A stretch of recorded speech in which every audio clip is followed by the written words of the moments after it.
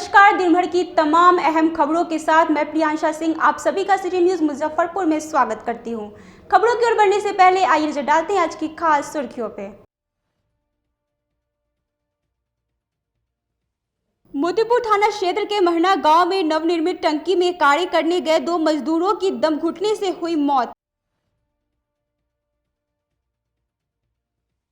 काटी थाना क्षेत्र में दुकानदार को अपराधियों द्वारा गोली मारकर हत्या किए जाने के बाद गुस्साए लोगों ने सड़क पर शव रखकर कई घंटों तक काटा बवाल। आंगनवाड़ी सेविकाओं ने अपनी मांगों को लेकर अनिश्चितकालीन हड़ताल की शुरुआत की।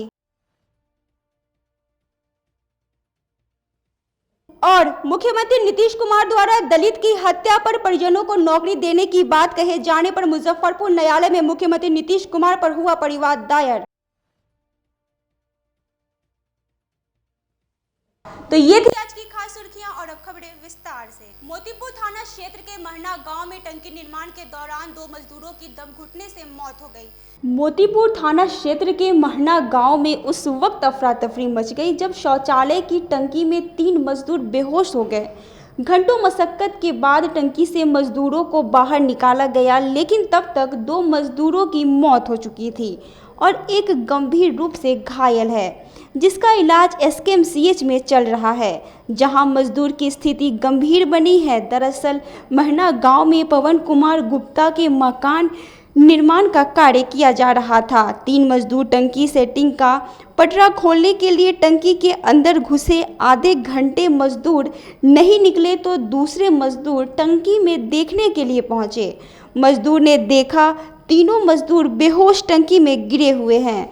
सभी ने तीनों मजदूरों को टंकी से बाहर निकाला, जिसमें से 2 मजदूरों की मौत हो चुकी थी और एक का हालत गंभीर है, जिसे एसकेएमसीएच में भर्ती कराया गया। मजदूरों ने पूरी घटना की बात बताई। घटना हुआ कि सुबह 9 बजे निकला काम करने, ठीक ना। काम करने के बाद में जब टंकी खोलने गया, टंकी का ढक्कन उठा के घुसा भीतर। अंदर घुसने के बाद में एक लड़का घुसा और एक लेबर था, तो घुसा। उसके बाद में घुसा वही में गिर गया। गिरने के बाद जो है से लेबर चिल्लाया, हो सुनील भाई। तो कुछ हाँ हूँ नहीं बोला, तो लेबर गया बगल में दूसरा भाई काम कर रहा था, उसको बुलाया। उसके बाद में वही भाई आया, घुसा अपना, वो भी उसको उठाया, उसी में गिरले रह गया। उसके बाद में तब बगल में एक पिताजी काम करे, तो उसको खबर दिया गया, तो पार्टी आए तो अपना वो भी घुसने के बाद में वो भी माने उसमें बेहोश हो गए। उसके बाद में तो माने दूसरा आया, तो दूसरा नहीं घुस किया। उसने ठेकेदार आया तो रस्सी मंगा के तो ठेकेदार घुसे, और ठेकेदार घुसने के बाद में कई लोग के निकाले, तो 2 आदमी डेड था, 1 आदमी के सांस चल रहा था, तो उसको भर्ती कराया गया सरकारी अस्पताल में। दोनों आदमी का क्या परिचय हुआ, कैसे नाम हुआ? एगो का नाम हुआ सुनील पंडित, एगो का नाम हुआ अनिल पंडित। दोनों शादी दोनों भाइये था, दोनों खास भाई था। एगो के 3 गो बच्चा है, एगो के 2 गो बच्चा है। मंजिल भाई का 3 गो है। क्या काम कर रहे थे, किनका काम हो रहा था? पवन सिंह माने पवन कुमार शायद बोलते हैं, कलवार है शायद। क्या काम हो रहा था? राजमिस्त्री का मैंने वही घर का काम हो रहा था, चुनाई। लेटिंग में जो सीट आती है लेटिंग ठोका जाता है समथिंग। जिले में अपराधियों का तांडव जारी है। कल देर रात काटी थाना क्षेत्र के सोनवर्षा रोड में घर लौट रहे 5 दुकानदार की गोली मारकर हत्या कर दी गई। सोमवार की देर रात कांटी थाना क्षेत्र के सोनबरसा रोड में अपराधियों ने 5 दुकानदार को गोली मारकर घायल कर दिया। घटना के बाद इलाके में सनसनी फैल गई, जिसके बाद स्थानीय लोगों ने आनन फानन में इलाज के लिए बैरिया स्थित एक निजी अस्पताल में भर्ती करवाया, जहां इलाज के दौरान घायल की मौत हो गई। मृतक की पहचान करजा थाना क्षेत्र के हरचंदा गाँव निवासी मोहम्मद खुर्शीद के रूप में हुई है। बताया जा रहा है कि मृतक खुर्शीद का बैरिया स्थित पान का दुकान था और वह कल देर रात दुकान बंद कर घर जा रहा था। इसी क्रम में ये घटना घटी। घटना के संबंध में परिजनों ने बताया कि कल देर रात वह घर लौट रहा था। इसी क्रम में सोनवर्षा रोड के समीप अज्ञात अपराधियों ने गोली मार फरार हो गए, जिसके बाद अस्पताल में इलाज के दौरान मौत हो गई।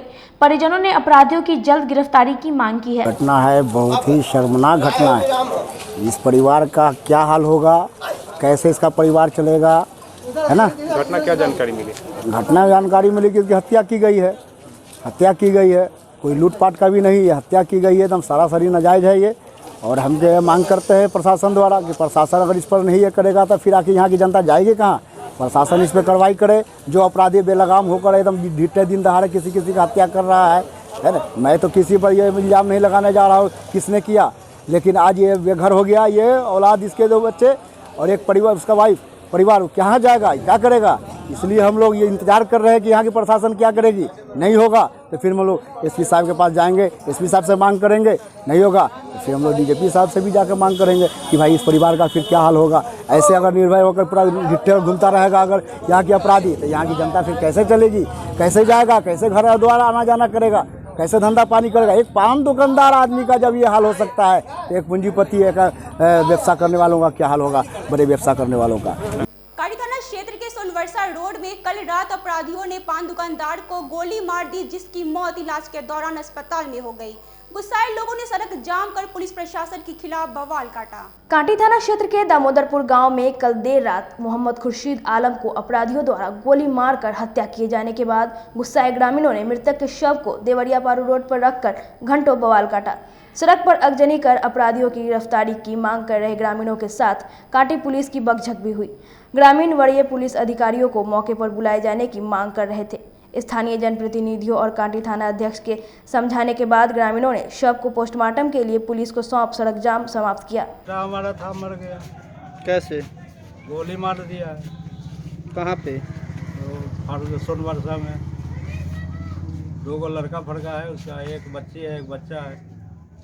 अच्छा, तो क्या कैसा मामला था कि गोली मार दिया? मामला तो कुछ नहीं था, वो तो हम कुछ नहीं जानते हैं, गोली मार दिया है। मामला तो पहले से कुछ नहीं था। जिले में बढ़ते आपराधिक घटनाओं को लेकर एसएसपी कार्यालय में सभी थानेदारों के साथ एसएसपी ने क्राइम मीटिंग की। मंगलवार को वरीय पुलिस अधीक्षक कार्यालय में एसएसपी जयंतकांत की अध्यक्षता में क्राइम मीटिंग की गई। इस बैठक में सिटी एसपी नीरज कुमार, सभी डीएसपी समेत जिले के सभी थानेदार मौजूद रहे। बैठक में आगामी बिहार विधानसभा चुनाव, अपराध नियंत्रण तथा लंबित कांडों समेत शराबबंदी जैसे मामलों को लेकर चर्चा की गई तथा सख्त निर्देश दिया गया। एसएसपी जयंतकांत ने कहा कि आगामी होने वाली बिहार विधानसभा चुनाव को देखते हुए सभी पुलिस अधिकारियों एवं थानेदार अलर्ट रहे। किसी भी तरह की लापरवाही बर्दाश्त नहीं की जाएगी। संविधान जागृति मोर्चा के सदस्यों ने अपहरण हुई किशोरी की बरामदगी और अपहरणकर्ता की गिरफ्तारी की मांग को लेकर शहीद स्मारक स्थल पर आमरण अनशन शुरू कर दिया। जिले के सदर थाना क्षेत्र में डकैती के दौरान किशोरी के अपहरण के बाद मंगलवार को भारतीय संविधान जागृति मोर्चा के सदस्य बच्ची के सकुशल रिहाई की मांग को लेकर कंपनी बाग स्थित शहीद स्मारक पर आमरण अनशन पर बैठ गए। मोर्चा के सदस्यों ने बताया कि बिहार में कानूनी व्यवस्था पूरी तरह ध्वस्त हो गई है।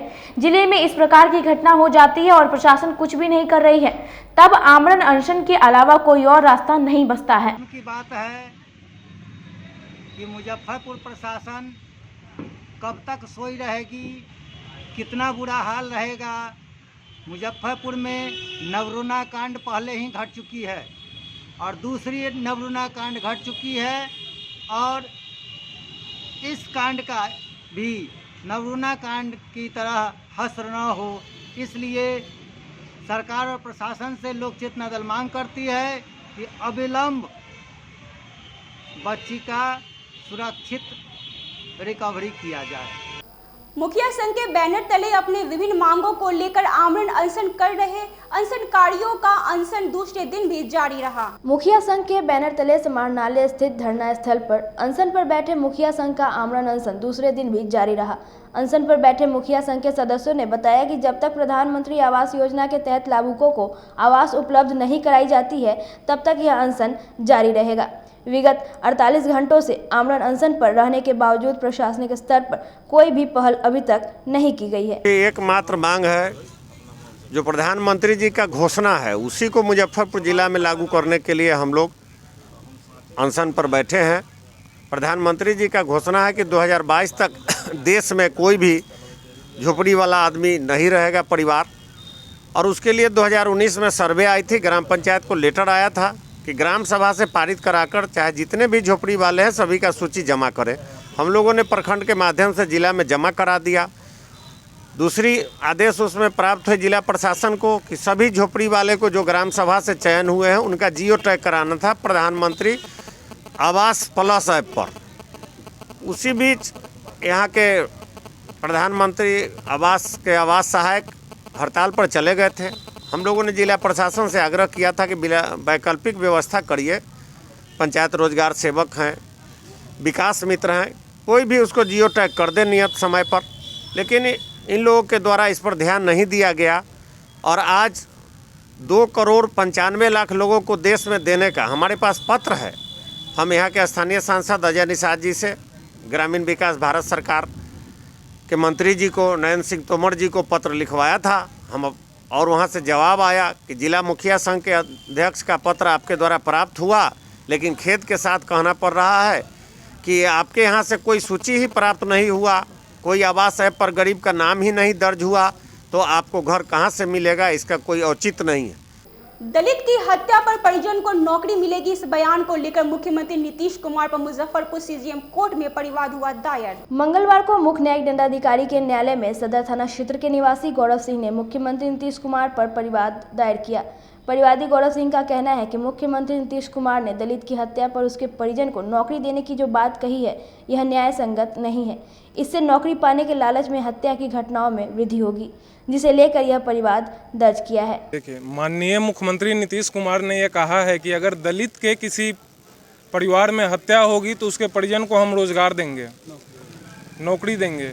यह बेहद दुर्भाग्यपूर्ण है। दलित हमारे भाई हैं, अगर आपको नौकरी देना है तो वैसे ही दे दीजिए ना। हत्या को बढ़ावा आप क्यों दे रहे हैं? अगर आपको दलितों का कल्याण करना है, दलितों का भला करना है, तो आप वैसे ही रोजगार दे दीजिए, कोई विरोध नहीं है। लेकिन आप हत्या को बढ़ावा क्यों दे रहे हैं? क्या हत्या होगा तभी किसी दलित के परिवार को नौकरी मिलेगी? क्या बिहार में हत्या ही योग्यता है? हत्या और योग्यता में अब कोई अंतर नहीं बचा है क्या कि हत्या होने के बाद दलित के परिजन को नौकरी मिलेगी? माननीय मुख्यमंत्री महोदय, अगर आपको दलितों का कल्याण करना है तो आप उन्हें वैसे ही रोजगार दे दीजिए, आप उनको नौकरी दीजिए। लेकिन आपका यह कहना कि हत्या के बाद हम नौकरी देंगे, यह सरासर गलत है, बेईमानी है और आपके वोट बैंक की राजनीति है। इससे बिहार प्रदेश में दलितों की हत्या की संख्या बढ़ेगी। वहीं परिवादी के अधिवक्ता सुरेश सहनी ने बताया कि आईपीसी की धारा 153A, 505 और 120B के तहत परिवाद दर्ज करवाया गया है, जिसे न्यायालय ने अगली तिथि 14 सितंबर को रखा है। इनके द्वारा माननीय नीतीश कुमार मुख्यमंत्री बिहार के विरुद्ध ये धारा है 153A, 505 और 120B भादवी के अंतर्गत जो नॉन अवेलेबल है उनको किया गया है, क्योंकि उन्होंने ये ऐलान किया है कि दलित की हत्या होने पर उसके परिजनों को नौकरी मिलेगी। इसीलिए इस पर इन्होंने यह लिखा है। आपत्तिजनक ये बात है भी, क्योंकि ये दलितों के हत्या को बढ़ाना है और इसमें अगर नौकरी ही देनी है तो वैसे ही नौकरी दे देंगे। दलितों के लिए आरक्षण भी है, तो ये इसी के विरुद्ध में इनको केस आज परिवाद दायर किए हैं मुजफ्फरपुर सिविल कोर्ट मुजफ्फरपुर में। केंद्रीय मंत्री गिरिराज सिंह के जन्मदिन के अवसर पर गिरिराज सिंह फैंस क्लब के सदस्यों ने रक्तदान कर उनका जन्मदिन मनाया। केंद्रीय मंत्री गिरिराज सिंह के जन्मदिन के अवसर पर गिरिराज सिंह फैंस क्लब द्वारा इमली चट्टी स्थित निजी होटल के सभागार में रक्तदान शिविर का आयोजन किया गया, जिसमें सैकड़ों लोगों ने अपने रक्त का दान किया। गिरिराज सिंह फैंस क्लब के संयोजक देवांशु किशोर ने कहा कि हर वर्ष हम लोग गिरिराज सिंह के जन्मदिन पर यह कार्यक्रम का आयोजन करते हैं। 10 सालों से गिरिराज सिंह फैंस क्लब, आज गिरिराज जी का जन्मदिन है, तो जन्मदिन के उपलक्ष्य में हर साल 8 सितंबर को रक्तदान शिविर का आयोजन किया जाता है। करीब 10 सालों से चल रहा है। आज करीब 100 से ऊपर आता है। अब वक्त हो चले एक छोटे से ब्रेक का, कहीं जाइएगा नहीं, जल्द होंगे हाजिर बाकी खबरों के साथ। तब तक बने रहिए सिटी न्यूज के साथ। कैरियर अचीवर्स आपके विश्वास पर खरा उतरने वाला कोचिंग संस्थान है। हमारे यहाँ मेडिकल, IIT, JEE तथा फाउंडेशन की तैयारी भी कराई जाती है। इसके अलावे exclusive batch JEE mains, advance की भी क्लासेस चलाई जाते हैं। छात्र छात्राओं को 100% स्कॉलरशिप की भी व्यवस्था है। यहाँ से कितने छात्र छात्राएं सफलता की सीढ़ी चढ़ चुके हैं। Classes taken by top mentors, तो हमारे यहाँ अवश्य पधारें। तो हमारा पता याद रखें, हमारा पता है career achievers, Mithanpura, near north point school, और हमारा कॉन्टेक्ट नंबर है 8002479735, या फिर आप हमें कांटेक्ट कर सकते हैं 8877430251 पर। सबसे बड़ी बात तो ये है कि हम चाहते हैं कि हमारे इस मिशन में हमारे बच्चे गंगा पार करके उस पार नहीं जा पाए। यही नहीं, मिशन तो तब सक्सेसफुल होगा जब गंगा पार के बच्चे यहाँ एडमिशन लेने के लिए मार करेंगे। इसी आशा के साथ इंस्टीट्यूट तो हम लोग चला रहे हैं, अपने बच्चों को खुश करने की कोशिश कर रहे हैं। बच्चों को मैंने यही कहा है, तुम अपना समय दो, मैं तुम्हें आसमान की बुलंदियों पर पहुंचा दूंगा। मुजफ्फरपुर की शान और अपने कलाकृतियों से बॉलीवुड के स्टारों में अपनी पहचान बना चुका बाबा की दुकान लहठी भंडार पिछले 50 वर्षों से आपके पसंद का ख्याल रखती है। यहाँ से लाह की बहुरानी सेट बॉलीवुड की स्टार ऐश्वर्या राय ने अपनी शादी में पहनी थी। यहाँ से राजनीतिक गलियारों के नामचीन चेहरों की दुल्हन भी सजी थी। हमारे यहाँ शादी सेट, बहुरानी सेट, जयमाला सेट, लाह के फैंसी आइटम कुशल कारीगरों द्वारा निर्मित कराई जाती है। इसके अलावा चूड़ा सेट, कंप्यूटर चूड़ा, कुंदन चूड़ा, वाटरप्रूफ चूड़ा, चुंदरी 3 बुंदिया, बंग बंगरी, हिंगलू, पात चूड़ा, जंगली चूड़ा का भी निर्माण अपने कारीगरों द्वारा कराती है। यही नहीं, लाह से बनी कान का टॉप्स, रिंग, नथ, गला का हार, मांग टीका, पेन स्टैंड, हाथी, बिछिया, ग्लास, करा भी बनाती है। तो एक बार हमारे यहाँ अवश्य पधारे। बाबा की दुकान लहठी भंडार, इस्लामपुर, मुजफ्फरपुर। हमारा कांटेक्ट नंबर है 9308620444। 40-50 साल से जो हमारी दुकान है, ये बाबा की दुकान लहठी भंडार, समझे ना, पुश्तैनी हम लोग का काम ही है। और हमारे यहाँ जो है जितने भी है, जैसे कि ऐश्वर्या राय के यहाँ लहठी गया, हमारा सचिन के यहाँ गया है, और आपके जो है तेज प्रताप सिंह, अभी लालू प्रसाद के लड़के की शादी हुई है, उसमें भी लहठी भेजा गया था। और हमारे यहाँ जो है ना बहुरानी सेट है, जैसे कि है कुंदन सेट है, और जैसे कि हम लोग जो डिज़ाइन जो है सेलेक्ट करते हैं जो लगन के ऊपर जो है, जैसे कि कस्टमर का चॉइस देखते हैं हम लोग हैं, उसी टाइप से हम लोग जो है माल तैयार करते हैं।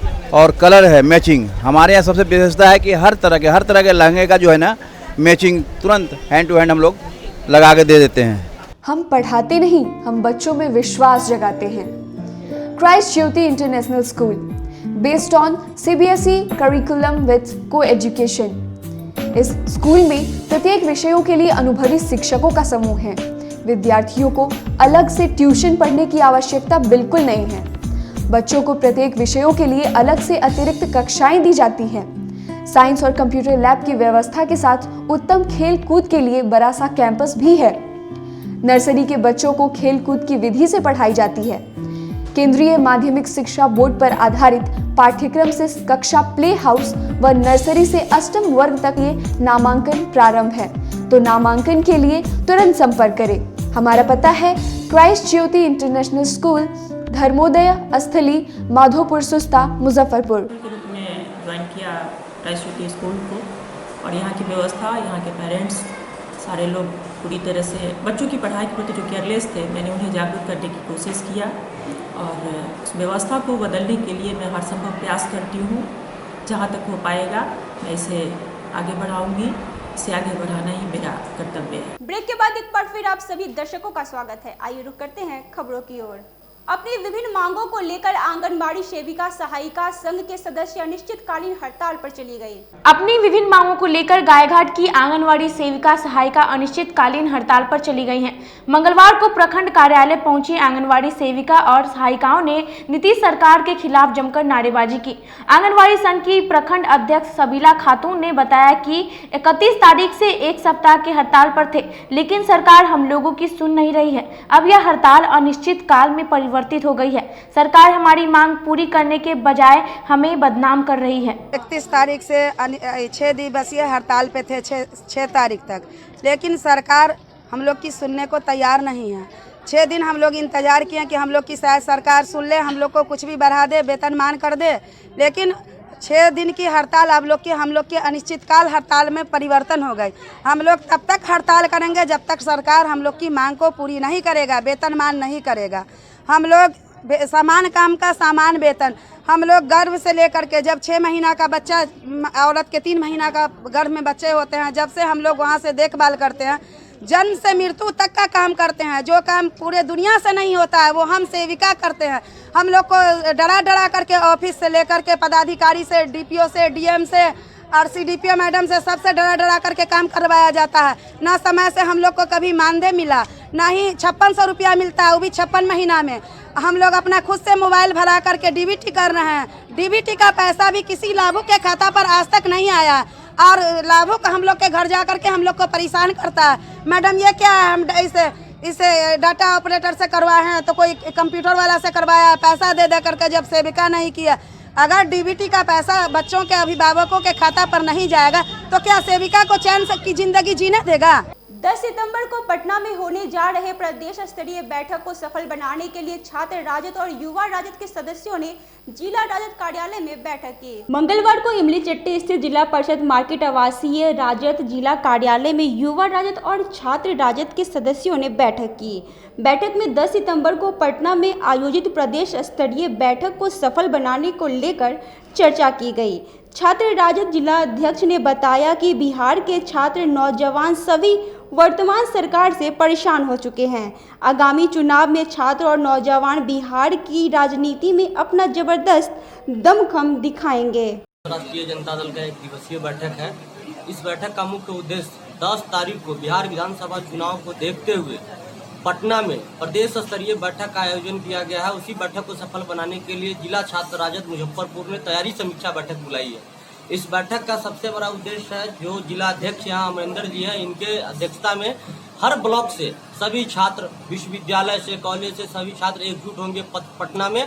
और उस कार्यक्रम के मुख्य अतिथि होंगे हमारे आदरणीय तेज प्रताप यादव जी और तेजस्वी यादव जी। वहाँ से एक चुनावी जो हम लोग शंखनाद होगा और छात्रों के अंदर एक नई ऊर्जा का संचार किया जाना है, ताकि ये बिहार विधानसभा चुनाव में जो छात्र उपेक्षित हैं, जो नौजवान अपने रोजगार से वंचित हैं, उनके अंदर एक नई ऊर्जा का प्रवहन होगा।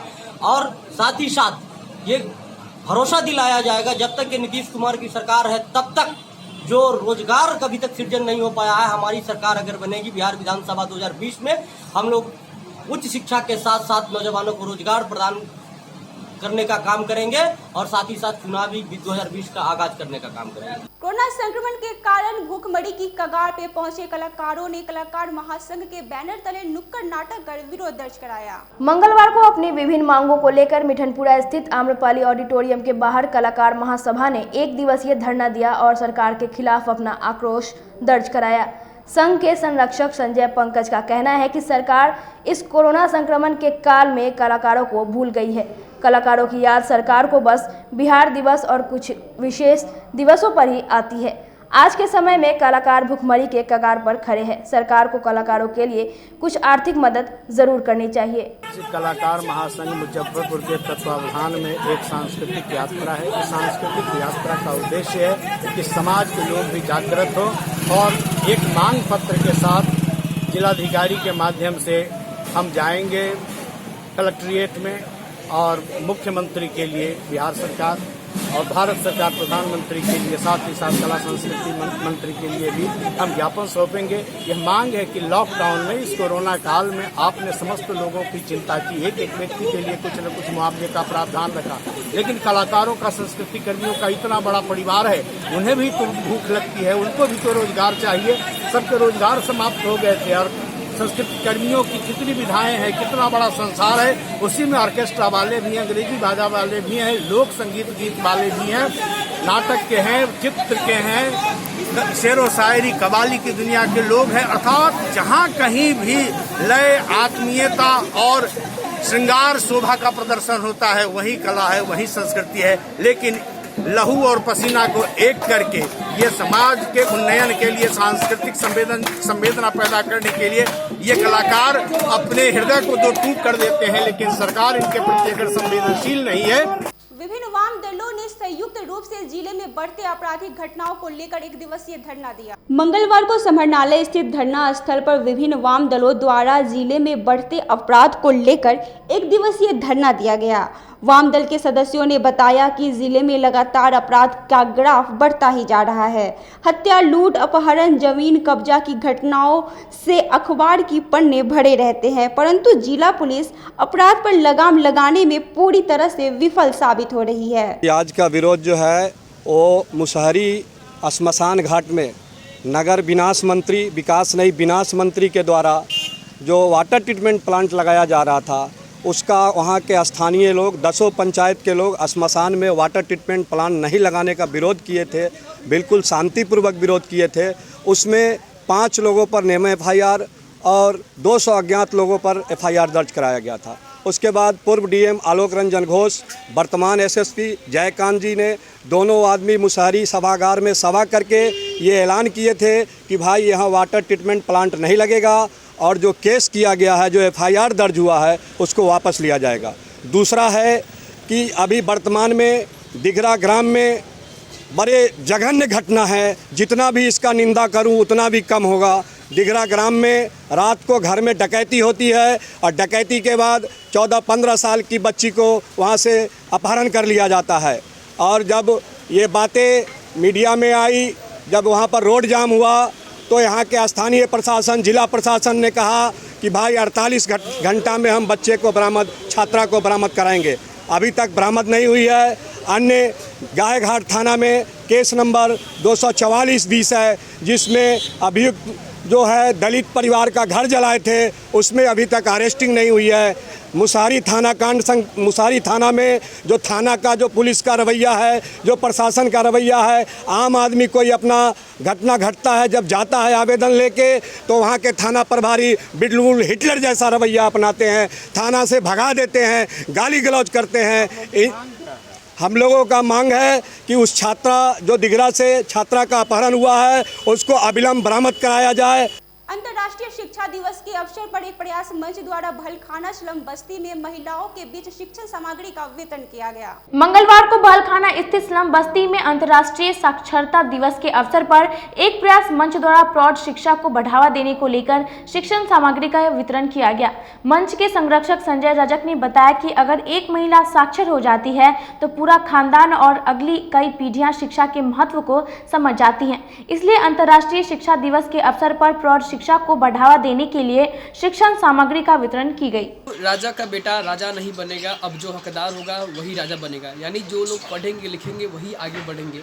आज अंतर्राष्ट्रीय साक्षरता दिवस यानी कि हर साल 8 सितंबर को अंतर्राष्ट्रीय साक्षरता दिवस कार्यक्रम का आयोजन किया जाता है। इसका मुख्य उद्देश्य यह होता है कि लोगों को शिक्षा के प्रति जागरूकता करना, साथ ही शिक्षा के महत्व की तरफ आकर्षित करना। आज एक प्रयास मंच के द्वारा चंद्रोग गुमटी स्लम बस्ती में महिलाओं के बीच साक्षरता अभियान चलाया गया, क्योंकि कहा जाता है एक महिला पढ़ेगी 7 पीढ़ी तरेगी। अगर एक महिला पढ़ लेती है तो आने वाला 7 पीढ़ी तक वो पूरा परिवार शिक्षित होता है। आज इन महिलाओं के बीच पठन सामग्री, पेंसिल, रबर, कटर, कॉपी का वितरण किया गया। आज के लिए बस इतना ही। अब मुझे और मेरे पूरे न्यूज़ टीम को दीजिए इजाजत। नमस्कार।